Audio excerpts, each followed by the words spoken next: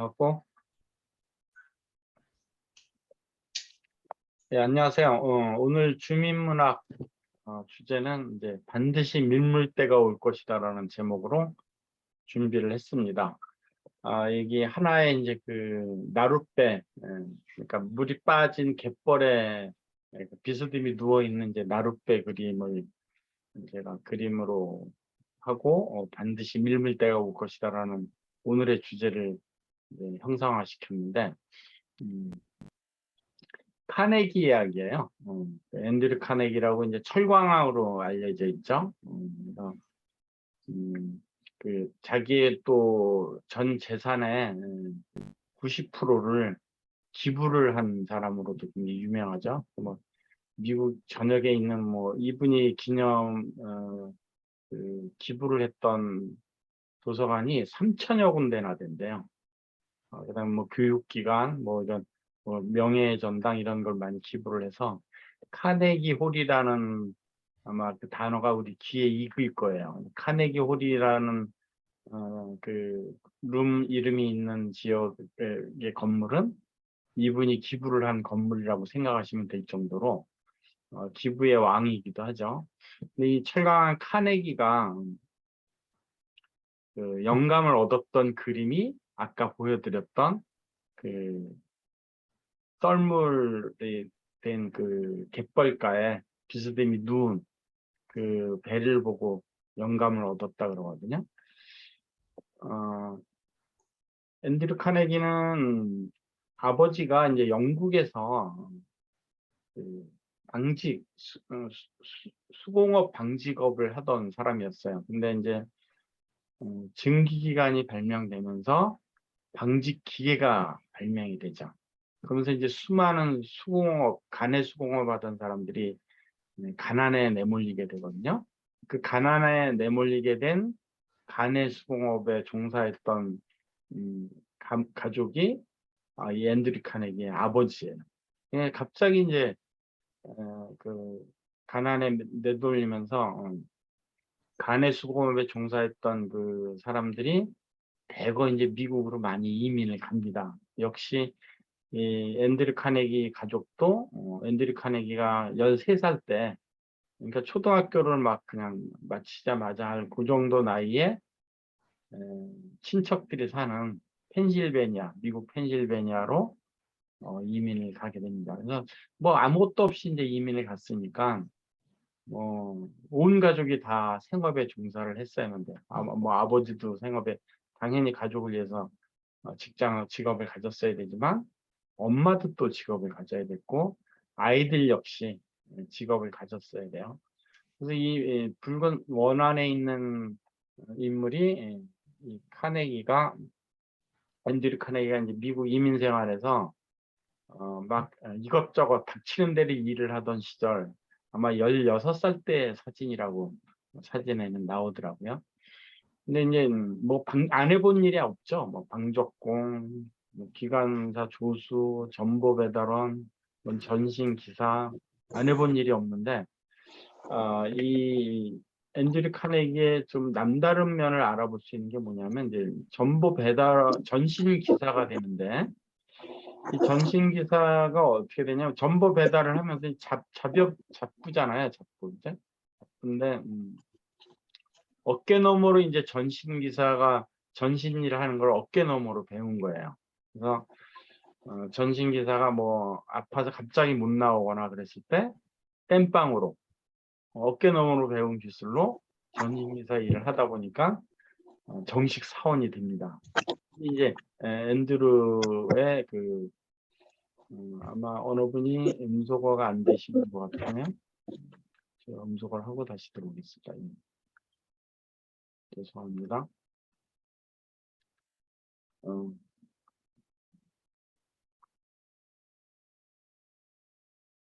그래서 이 전신 기사 일을 하면서 기회가 오거든요.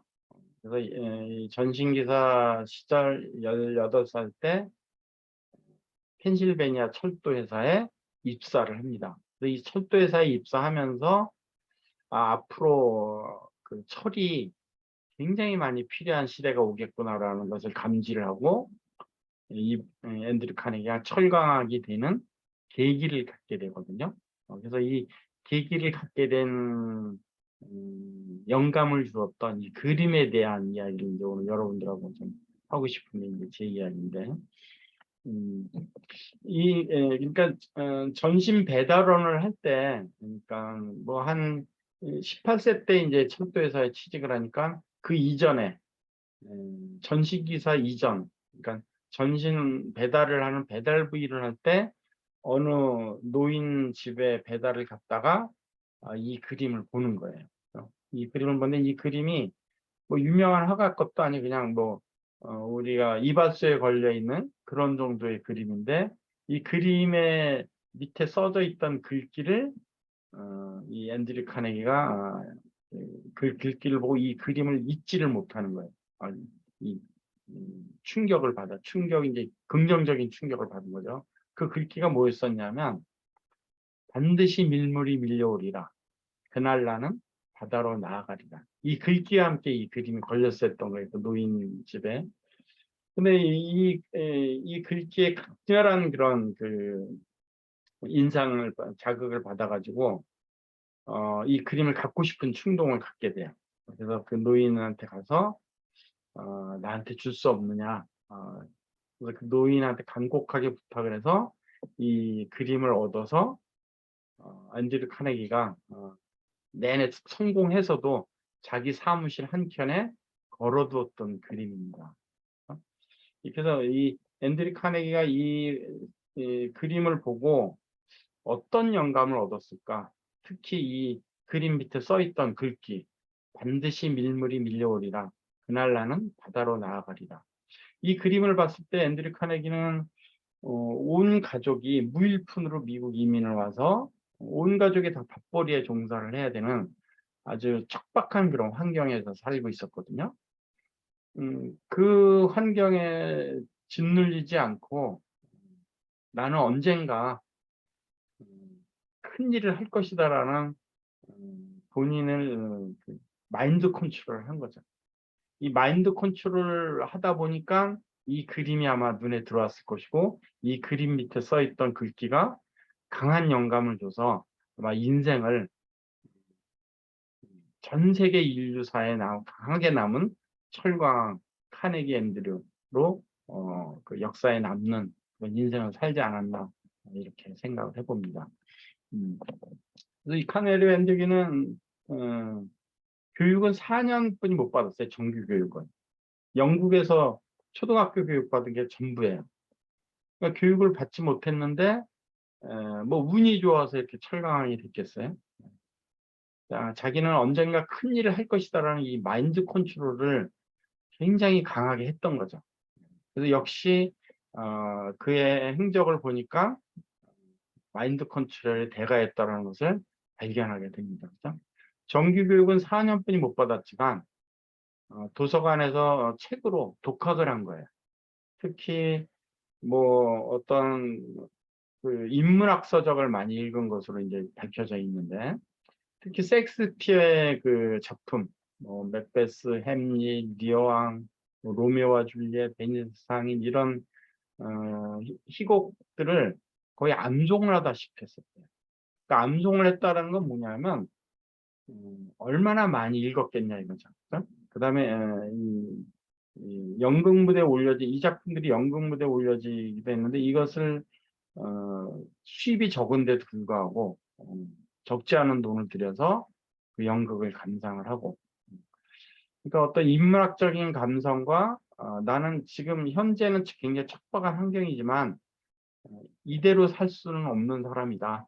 나는 언젠가는 큰 일을 할 것이다 라는 마인드 컨트롤을 할 수 있었던 배경이 아마 이런 독학, 뭐 이게 쉬웠겠어요? 다른 사람들은 뭐 생업에 지치니까 틈만 나면 자려고 했을 거 아니에요.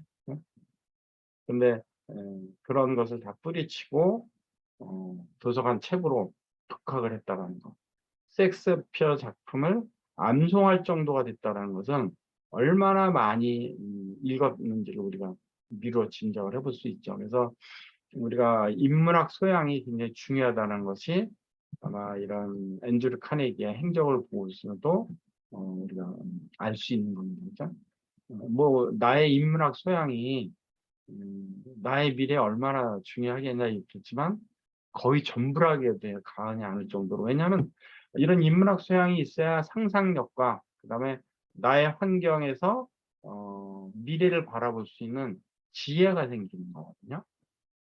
그래서 이 카네기의 일생을 통해서도 우리가 인문학이 얼마나 중요한지를 알아볼 수 있는 대목이기도 합니다. 이 18세 때 이제 그 전신 기사가 되죠. 전신 배달만 하다가 전신 기사가 된 것은 조금 전에 제가 말씀드렸다시피 어깨 너머로 배운 거예요.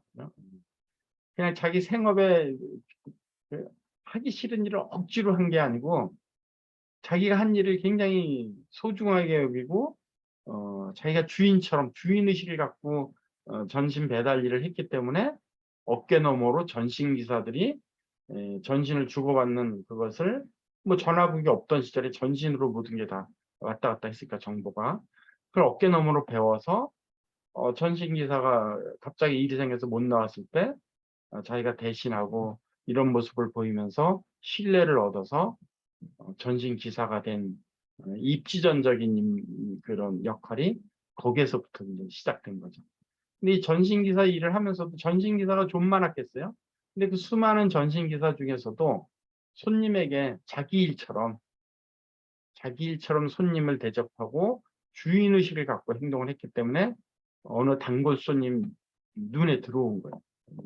앤드류 카네기의 이 주인의식, 남다른 그런 기사 생활이.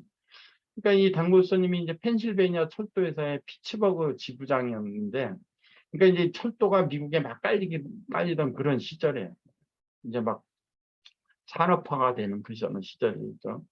그러니까 굉장히 전도가 유망한 철도회사의 지부장이 이 앤드류 카네기의 기사 그 역할을 보고 주인의식처럼 다른 기사들에 비해서 얼마나 남다르게 행동을 했으면 눈에 띄었겠어요. 그렇죠?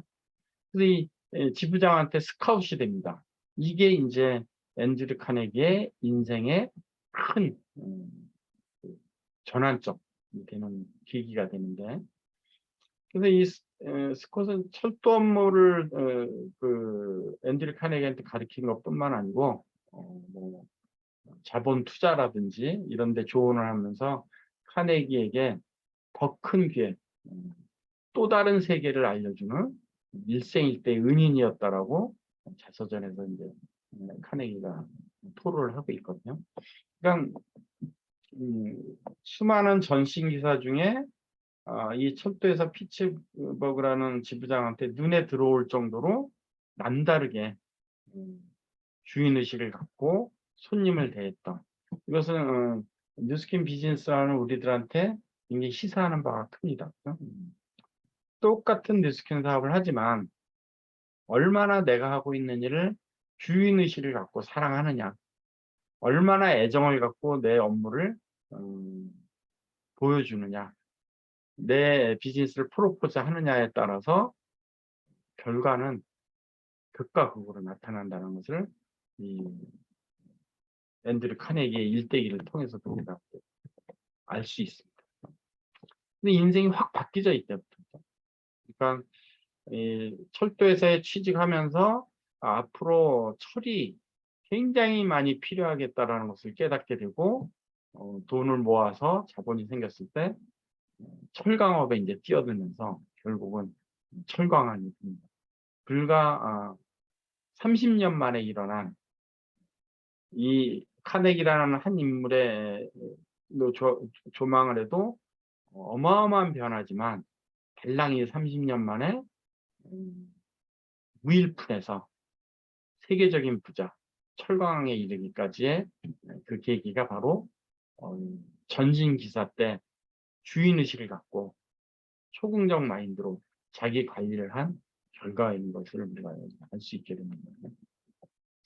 근데 이 앤드류 카네기는 조금 남다른 게 있었던 것, 굉장히 지혜로웠었던 것 같아요. 그 일대기를 보면 소년 시절 때 이제 토끼를 키우는데 자기는 이제 생업을 막 해야 되잖아요. 모든 가족이 다 생업에 달라붙어 있으니까. 근데 이 토끼 먹이를 구해야 되는데 먹이를 구할 시간이 없잖아요. 뭐 들에 가서 이제 토끼풀을 뜯거나 그래야 되는데. 근데 이제 뭐 지혜롭게 머리를 쓴 거죠. 친구들한테 이 토끼가 새끼를 낳으면 그 새끼한테 네 이름을 붙여주겠다. 이거 뭐 새끼가 하면 새끼를 주겠다는 얘기도 아니잖아요. 네 이름을 붙여주겠다라고 약속을 해서 그 친구들한테 주인의식을 갖게 한 거죠. 그래서 친구들이 먹이를 구해와서 토끼를 많이 키웠다라는 그런 일화를 갖고 있습니다.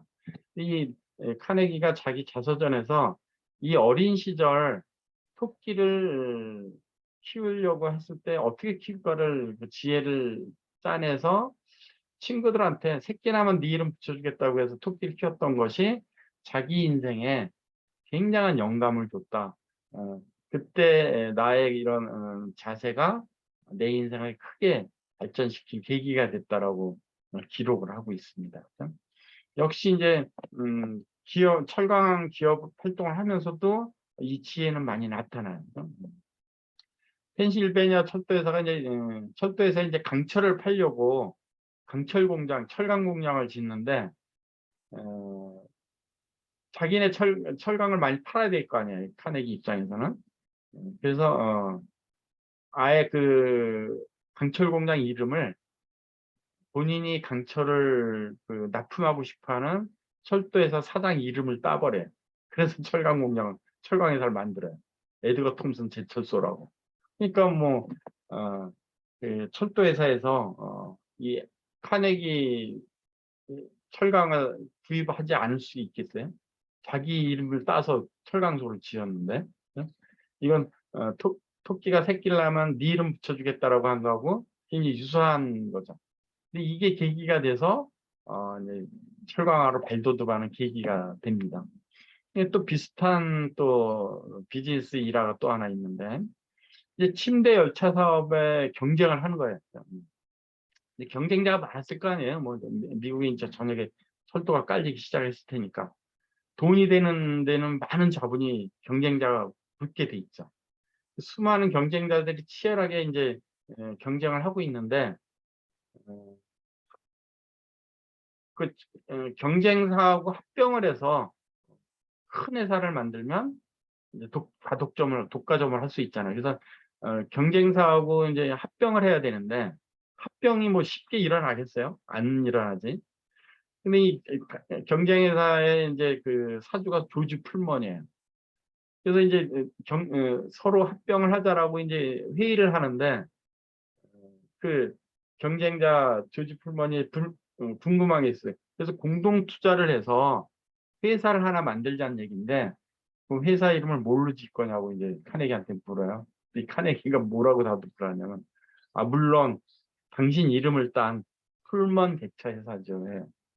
이때 이 완고했던 풀먼이 표정이 밝아지면서 그럼 진지하게 우리 한번 그 공동 투자를 어, 생각해 봅시다 해갖고 이게 미국 철도 산업계의 역사를 이룬 그 합병이 된다고 합니다. 그러니까 굉장히 단순한 것 같지만 자기를 고집하지 않고 미래의 이익을 염두에 두고 자기를 낮출 줄 아는 그런 겸손함이 아마 카네기가 철강화로 성공한 그런 계기가 됐던 바탕이기도 했던 것을 우리가 알 수 있습니다.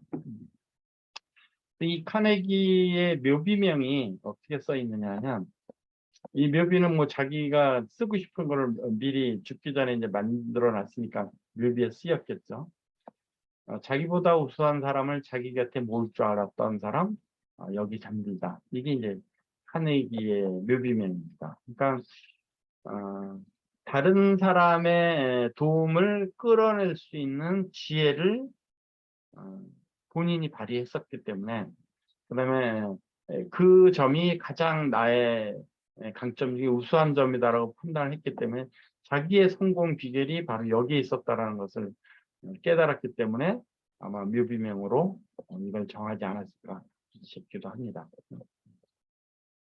근데 이 모든 카네기의 일생일대 계기가 됐었던 것은 본인이 굉장히 지혜롭게 차분하게 인문학적인 소양을 준비했던, 언젠가 때가 오면 나는 성공할 것이라는 그런 마인드 컨트롤을 가져다 줬던 배 그림, 유명 화가가 그리지 않은 그 황량한 갯벌에 썰물로 물이 없어진 그런 갯벌에 비스듬히 누워 있었던 그 배에서 영감을 얻어서 언젠가 물이 들어올 것이다. 그럼 그때 나는 바다로 나아가리라.